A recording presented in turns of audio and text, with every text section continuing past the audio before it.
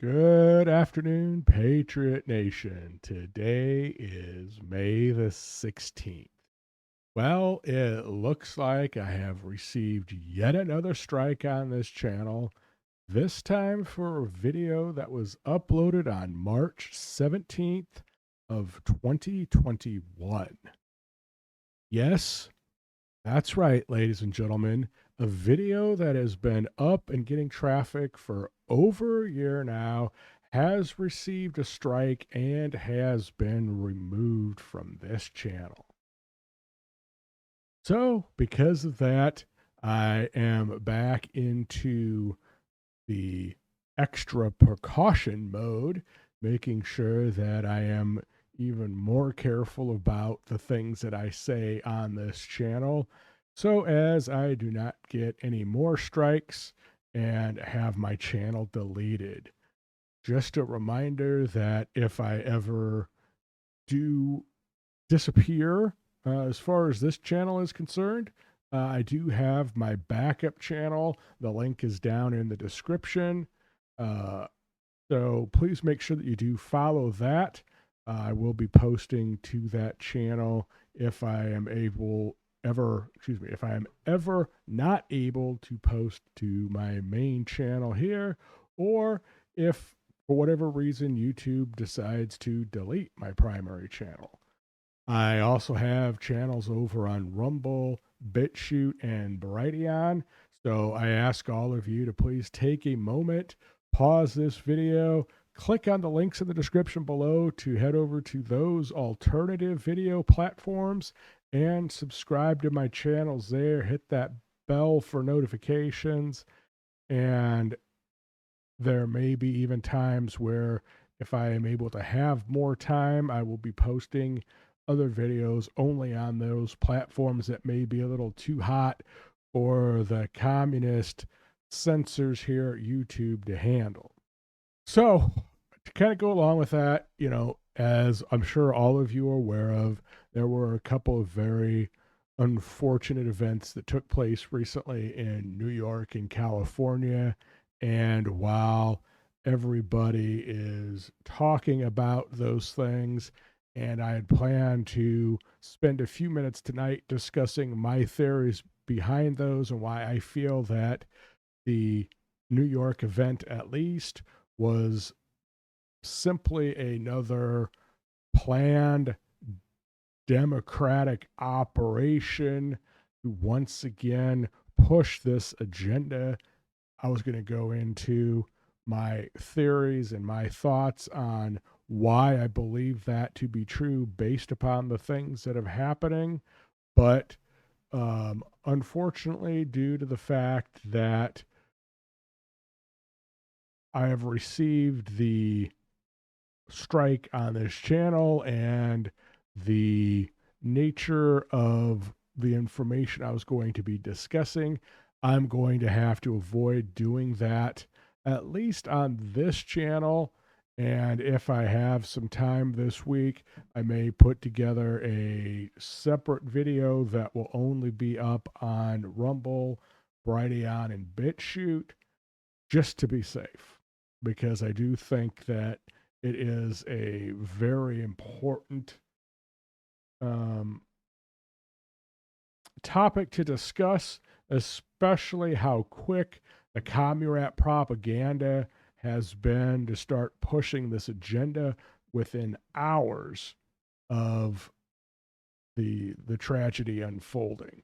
So it was very clear to me they had everything lined up and ready to go on this, and everybody had the talking points and was on point, ready to go. Tonight, however, we're going to be talking about the latest warnings coming about the coming food crisis. And then we're going to talk more about something that not many people are talking about, and in my opinion, is a very important topic because it has the potential to impact everything from food to transportation to construction. This is Patriot Nation.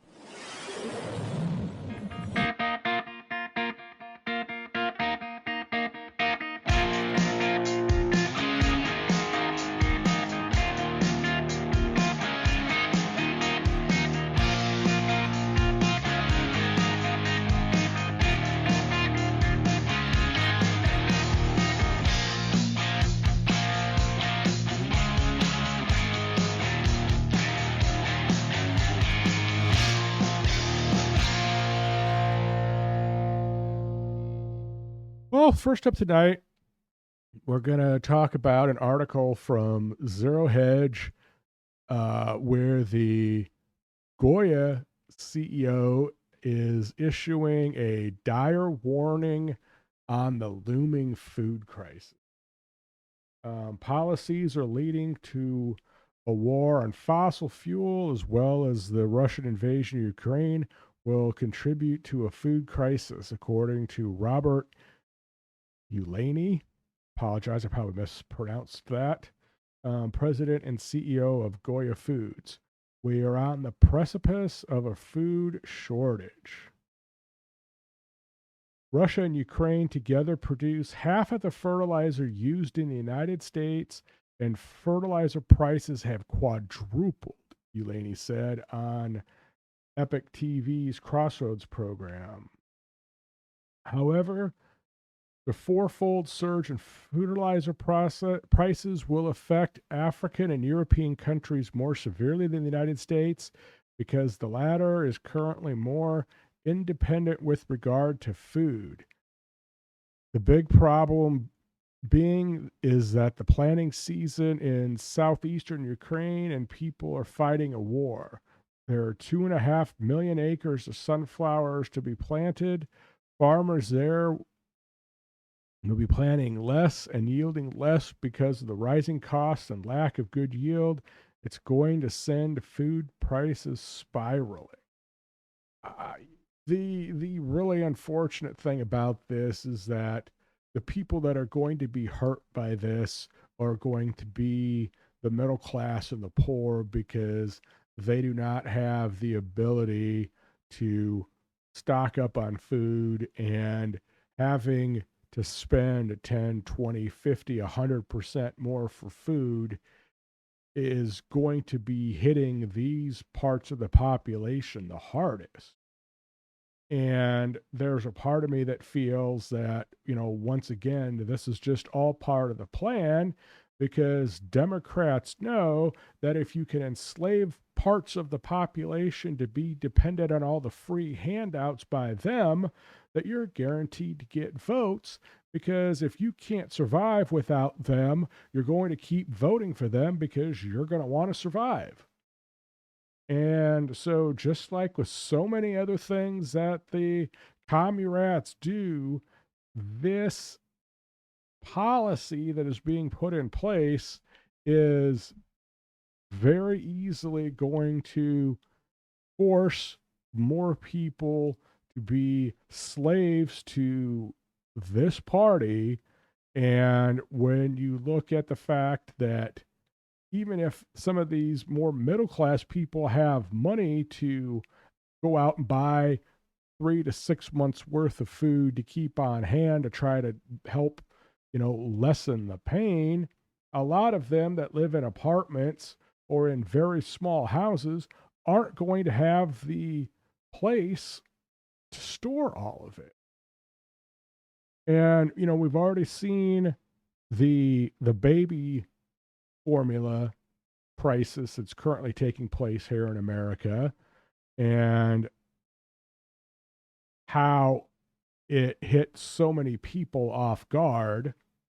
And, we've been talking about food shortages and supply shortages and preparing for those things here in the Patriot movement, whatever you want to call it, for the better part of a year. I think the prepping community has probably been, talking about this stuff for the last couple of years. And those that are intense preppers, I guess, people that have 6 months to a year or more worth of supplies on hand, they're looking like fortune tellers right now. I mean, they're going to be the ones that are going to weather this the best. They're going to be the ones that are going to be the least impacted by this. And, everybody that thought that these guys were just, a bunch of kooks are now probably really second guessing that assumption. But the real crisis is not going to be limited to food, unfortunately. And I think that the food crisis is really going to be the beginning of the hardships to come, because the bigger crisis that a lot of people are not talking about is going to be the shortage of diesel fuel. Now, in a lot of parts of the world, you know, average everyday cars and trucks run on diesel. And a lot of Europe, I think a large percentage of their, their car base is still running on diesel. But, here in the United States, it's mainly pickups and very few cars, percentage wise, that run on diesel. So, yes, it's going to impact those people. I know all the commie liberals are going to say, well, you just need to go out and buy an electric vehicle. But unfortunately, a lot of people can't just go out and buy a 50, 60, $100,000 electric vehicle. And secondly, as much as I love Teslas and I love Fiskars, and the new Rivian is really a pretty awesome little truck, those things aren't going to be able to replace a 2,500, 3,500, 4,500, 5,500 pickup. These, you know, medium duty, heavy duty, I think like the 45 and 5,500s are a little bit bigger than heavy duty, as far as classifications, but you're not going to, there's no electric substitute for those. And so even if someone did have the money to go out and spend $100,000 or more on the electric version of, an F-450, there isn't one for them to buy. So if we look at the first article that I got here is from Zero Hedge again. We're being told to expect food and diesel shortages for the foreseeable future. You think that the food and diesel fuel shortages are bad now, then you will be absolutely horrified by what the globe is experiencing by the end of the year. And I 100% agree with that statement. All over the planet, food production is being crippled by an unprecedented confluence of factors: the war in Ukraine, extremely bizarre weather patterns, nightmarish plagues, and historic fertilizer crisis have combined to create a perfect storm that isn't going away anytime soon. As a result, the food that won't be grown in 2022 will become extremely severe global problem by the end of this calendar year. Global wheat prices have already risen by more than 40% since the start of 22, and this is just the beginning. Meanwhile, we are facing unthinkable diesel fuel shortages in the United States this summer. And as you will see below, there are no plans to increase refining capacity in this country for the foreseeable future. In fact, good old commie Joe Biden, in his infinite wisdom, just denied expanded drilling in a whole bunch of areas. So we're probably going to have even less refining taking place because we don't have the supply of crude oil coming in to actually refine. If you had told me 6 months ago that we'd be dealing with the worst baby formula shortage in the U.S. history in the middle of 22, I'm not sure that I would have believed you. But that is precisely what we're facing now. One young couple in Florida searched stores in the area for hours and couldn't find anything. Of course, the Biden administration has made sure there is enough baby formula for migrants that are illegally crossing the border. And also, millions of servings are being sent to Ukraine. But for millions of ordinary American families, the crisis has become a complete and utter nightmare. One father actually broke down in tears right in the middle of the baby formula aisle in Walmart because Things have become so desperate for his family. Let's see. Needless to say, baby formula isn't the only thing in short supply right now. As shortages grow and prices spiral out of control, grocery stores are increasingly becoming prime targets for thieves. In fact, things have already gotten so bad in the Midwest that one major supermarket chain has decided to post armed guards in their stores. Shoulder patch says a helpful smile in every aisle, but the police style uniforms, complete with belts and holstered taser and possibly handguns, may send a very different message as Hy-Vee deploys a new retail security team to its doors. The West Des Moines-based supermarket chain will begin introducing its own security force as part of its ongoing effort to ensure the health and safety of both customers and employees, a company announced in a news release on December 29th. The program will roll out throughout 22, but security teams are already present in some stores. As I have warned for many years, eventually we'll see armed guards in supermarkets and on food delivery trucks all over the nation. I mean, ladies and gentlemen, this sounds like something out of some post-apocalyptic, movie. This sounds like some dystopian, you know, TV series. This does not sound like the United States of America, especially on the whole Build Back Better. I'm sorry, but if Commie Joe thinks having the need for armed security guards in our grocery stores and armed security guards on our food trucks, I mean, all the armored car companies are going to start expanding now into armored food delivery, apparently. Next thing you know, they're going to have these big armored convoys. You're going to have up armored Humvees driving in front of the truck from, Hy-Vee or Price Chopper or Kroger or whatever part of the country you live in. You know, pick your grocery store name, make it into an armored food truck, and put a couple of armored vehicles with 50 cals on the roof driving in front and back of it to make sure it gets there without being robbed. That's Joe Biden's America, ladies and gentlemen. That is what this man, his policies, his administration, and his supporters have turned this country into. Across the world, top wheat producing regions are experiencing adverse weather conditions that could threaten production. Places like Ukraine, a military invasion by Russia has slashed production significantly. All this suggests the world is on the cusp of a food crisis. Supplies of food are getting tighter with each passing week, and this has already started to spark food riots all over the world. We've seen several of those that have been in the news recently. Sri Lanka is one. I believe that's where they issued the order to basically shoot rioters or looters on sight.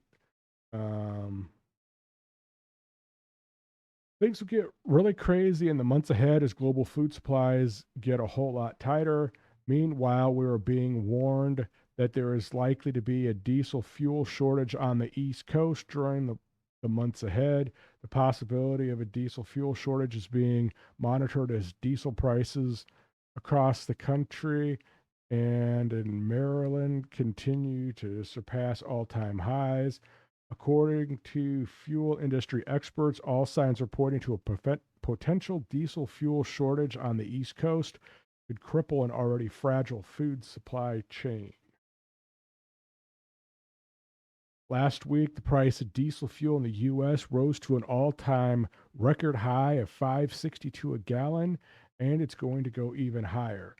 The biggest reason why we are facing such a supply crunch right now is because there are simply too few refineries turning oil into usable fuels. Why do you suppose that is? This whole Green New Deal and the commie rat policies that are making refining and drilling and producing oil and gas, very, very hard and very expensive and very costly. Um, mountains of regulations that have been instituted by our politicians make it extremely difficult to build and operate a new refinery in this country, which is extremely sad because under Trump, we were completely energy independent and we were producing enough fuel and oil in this country that we could not only supply this entire country, but we had an excess that we were actually shipping out to other countries rather than taking the Commie Joe approach and getting down and sucking off the frickin' teat of hostile terrorist nations that hate us and paying these high prices and funding all these radicals that want to kill us. But oh no, Commie Joe and his Gestapo aren't going to keep the money here and pay Americans and American companies and American workers. Oh no. Next up, an article from Overdrive that diesel fuel shortage hits the Northeast. Not only is diesel fuel consistently setting price records, but low inventories of the vital fuel have caused spot shortages at truck stops, specifically in the Northeast. On Wednesday, Love's sent the following message to its fleet customers. Love's is monitoring the fuel situation on the East Coast. We have experienced minimal outages during low traffic hours. It's always our mission to keep diesel stocks and to fulfill our customer commitment to keeping drivers on the road. The company has no plans to restrict purchases of diesel. Lowe's will continue to use its best-in-class logistics and fuel delivery companies, Musket and Gemini, to minimize impact to our diesel customers.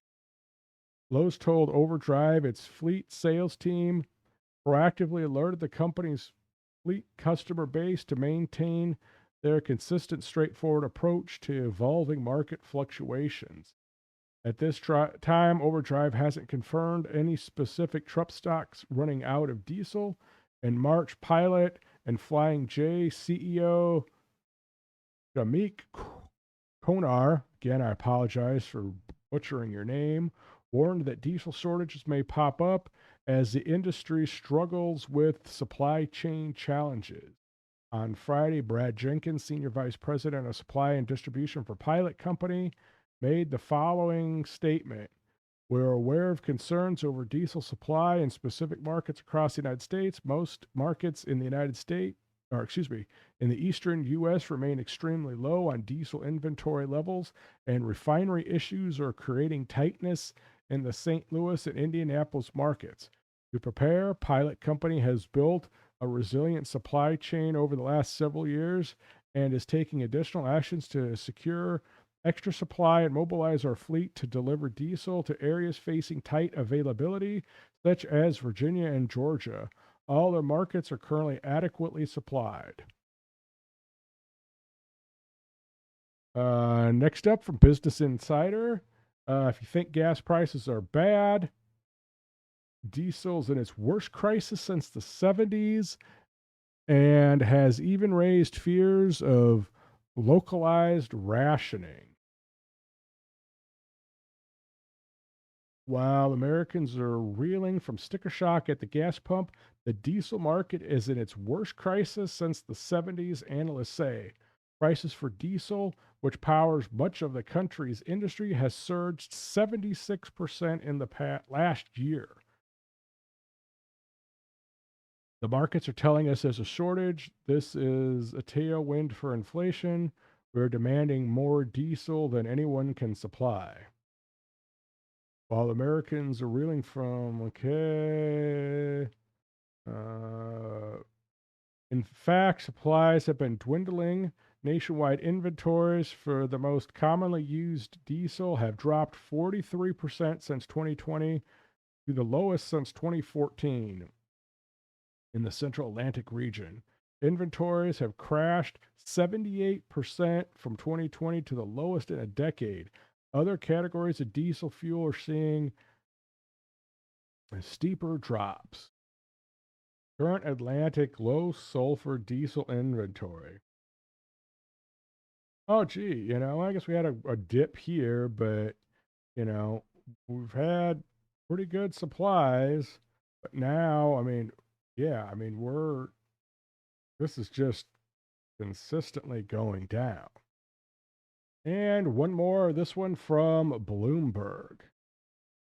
The U.S. can't make enough fuel, and there is no fix in sight. Shrinking fleet of domestic refineries is producing a greater share of the world's gasoline and diesel, setting the stage for a supply crisis. From record gas prices to higher airfares to fears of diesel rationing ahead, America's runaway energy market is disquieting both U.S. travelers and the wider economy. But the chief driver isn't high crude prices or even a rebound in demand. It's simply too few refineries turning oil into usable fuels.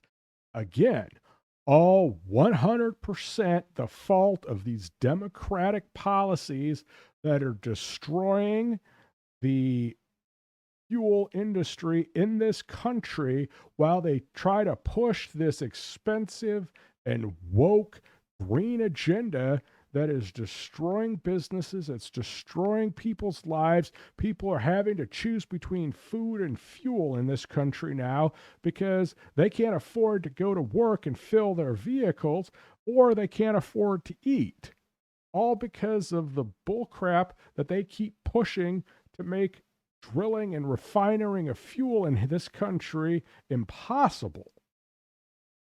So, they want to try to blame everybody else. They try to want to blame Russia. They try to want to blame Trump. They want to blame Republicans. But no, this is 100% a Democrat, commie rat caused issue.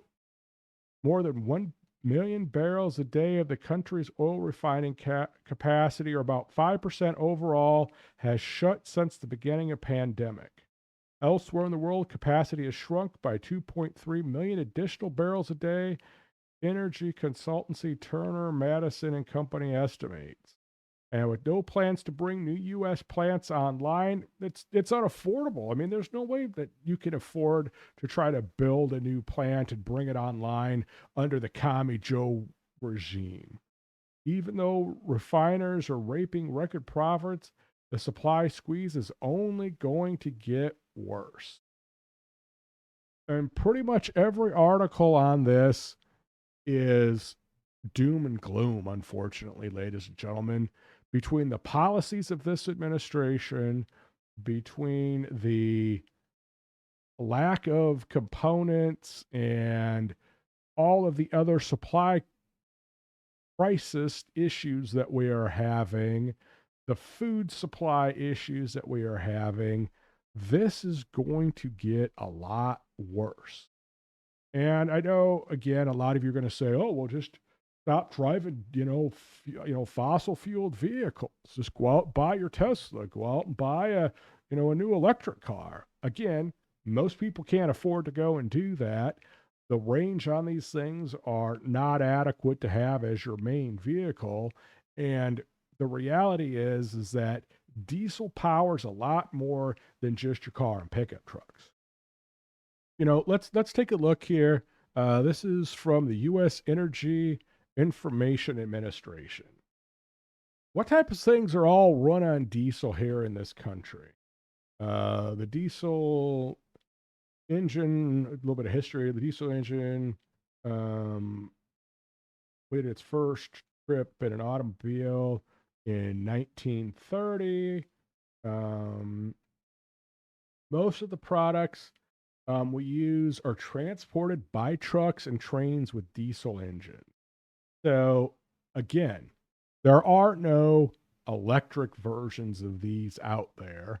And, with the price of a new truck being hundreds of thousands of dollars just for a standard diesel truck, I can't imagine what a diesel semi would cost, even if they, were able to make one.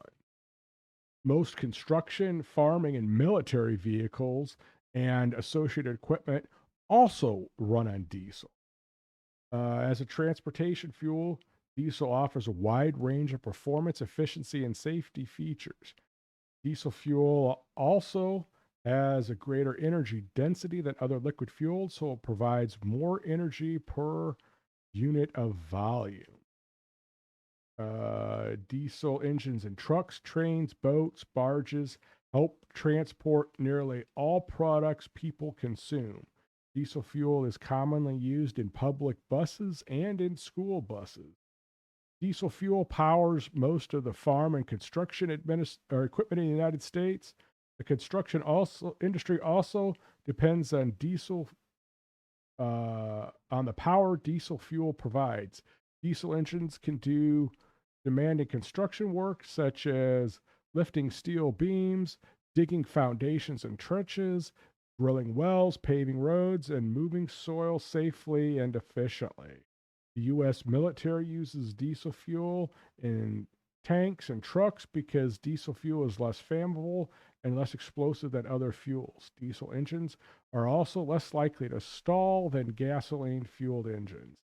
Diesel fuel is also used in diesel engine generators to generate electricity. Many industrial facilities, large buildings, institutional facilities, hospitals, and electric utilities have diesel generators for backup emergency power supply. Most remote villages in Alaska use diesel generators as the primary source of electricity. So, what do you commie rat pieces of crap think are going to happen when all of a sudden we don't have diesel fuel? How exactly are those huge container ships going to get all the stuff here? How are all of those semi trailers packed full of clothes and food and parts and construction equipment and medical equipment and everything else that we use? How are they going to get from the dock to the store? How are the trains going to transport all of the goods that are transported every day in this country on rail? How are we going to have farmers harvest the crops in their fields to feed the livestock and to be able to harvest the grains to feed us? If we don't have diesel fuel, none of that stuff is going to be produced. And if you think prices are bad right now with things just being delayed because of the shipping issues, you have absolutely zero idea of how bad things are going to get if we can't get diesel fuel to be able to power all of the forget about the construction, forget about the backup generators. Let's just look at the transportation industry. If the transportation industry all of a sudden can't run tomorrow because there are no diesel fuels for the trucks, for the boats, for the trains, for the cranes to lift this stuff on and off from ships, what the hell do you think that is going to do to people in this country or any country if they can't get food, if they can't get supplies, if equipment can't get parts?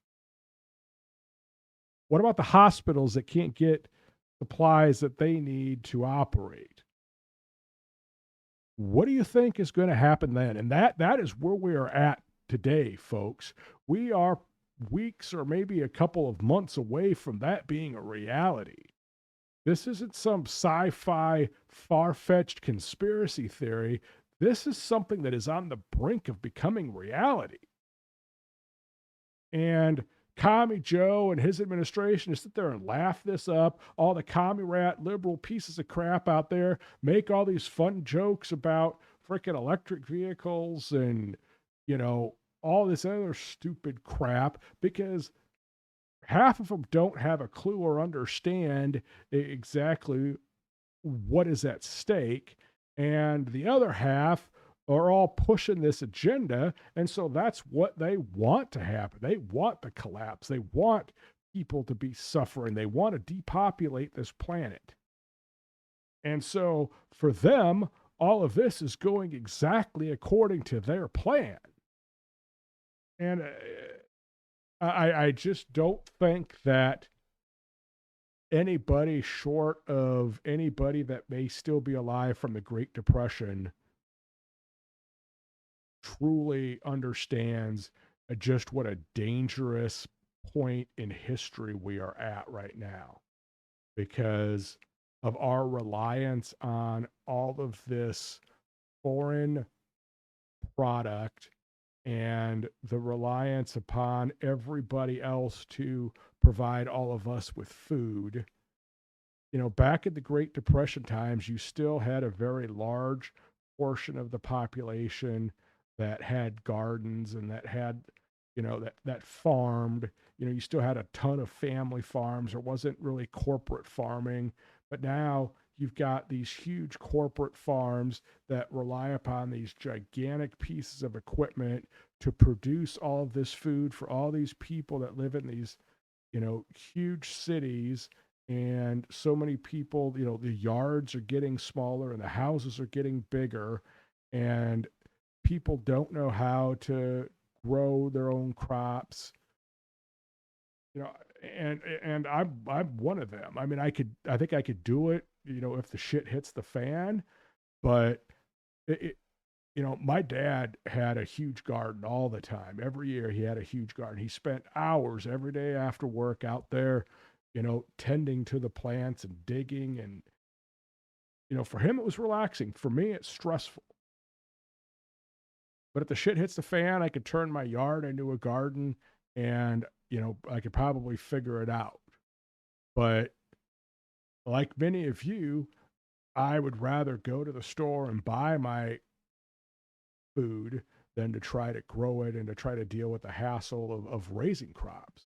But unfortunately, we're importing so much into this country that we have put ourselves into a very, very dangerous situation on being reliant upon the rest of the world, and especially China, for so many of the things that we use on a daily basis in this country, that if those things are shut off, it is going to take decades to try to rebuild those industries in this country.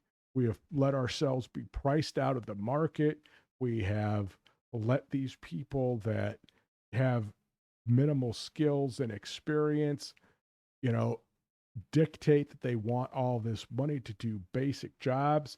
And we've let these people that come in and they start out at some job, in high school, make it a few bucks an hour, and think that because they stay in that job, making that widget, turning that dial, pulling that lever, every day for 30 years, that they deserve to, triple their money. And so, 30 years ago, they may have been making $7 an hour, working this job, and now they're doing the same job. It's not any more difficult, but now they want $40, $50 an hour to do it. And so all of those jobs have went overseas to other countries because they can pay people that are happy to make $8, $10, $12 an hour to do that job in those countries and ship all the stuff back here and still save a huge amount of money. And so we need to really take a hard look, America, at what we have done to this country and what a dire situation that we have put this nation in over the last 40 years. Because I don't know how much time we've got left before the collapse, reaches every industry on this planet. We saw a pretty big issue caused by all the lockdowns and stuff. I don't know. If all of a sudden, like, diesel disappears, or prices of diesel go to $10 a gallon, that's got a lot more impact than, oh geez, you just can't go to work then. If the farmers can't farm, if the truckers can't truck, if trains and ships can't transport, we are screwed.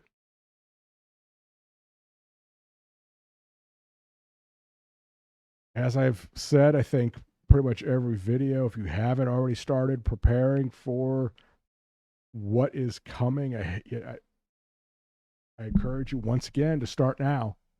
Realistically, you're probably a year or two behind, but you know, it's better now than next week or next month, because the reality is that you know what may cost you $100 today is going to cost you probably $200 in a month or two, if you could find any of the stuff. If we run out of diesel, you're not going to find it, and the stuff that you do find is going to be probably hundreds of percents higher. So stay safe, stay prepared for God and country. Good night.